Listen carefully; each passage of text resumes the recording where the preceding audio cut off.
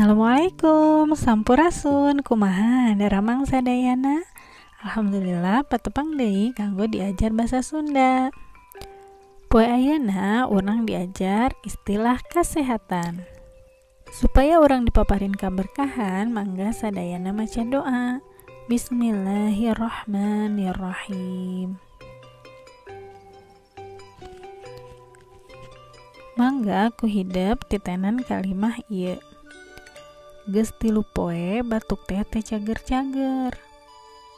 Suku teh da babaseuhan wae ayeuna jadi lencangan. Tah, batuk jeung lencangan teh kaasup kana istilah kasehatan.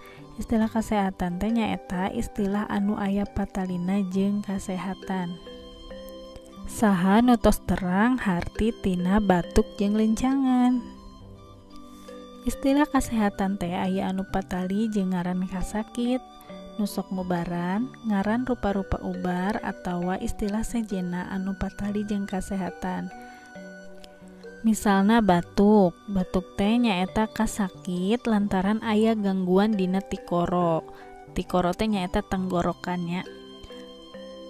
Lencangeun nyaeta kasakit dina sela-sela ramo suku, marentis atawa bareulah dilantarankeun ku kumancai karasana teh ateul. Batuk jeung lencangeun istilah kasehatan anu aya patalina jeung ngaran kasakit. Ayeuna aya deui sababaraha istilah kasehatan. Di antarana aya dokter. Dokter teh nyaeta ahli ngobaran kasakit lulusan ti paguron luhur. Aya deui kapsul. Kapsul teh nyaeta ubar anu mangrupa solobong leutik di jerona aya puyeran. Terus aya poko. Poko teh ubar tina dangdaunan meunang ngaries. Sarta aya nu sok dipais heula nu ditaplokeun dina beuteung ngarah hanet. Aya oge karugrag. Karugrag teh nyaeta kambuh geus cager meueusan brek geuring deui. Aya oge apotek. Apotek teh toko obat, toko nu ngajual ubar.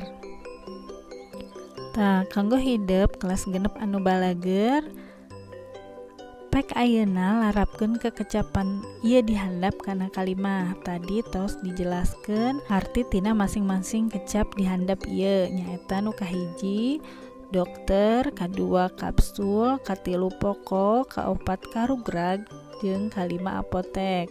Pek larapkeun kana kalimahnya. Kalimah anu nijieun ku hidep dieusikeun kana Google Form anu tos disadiakeun.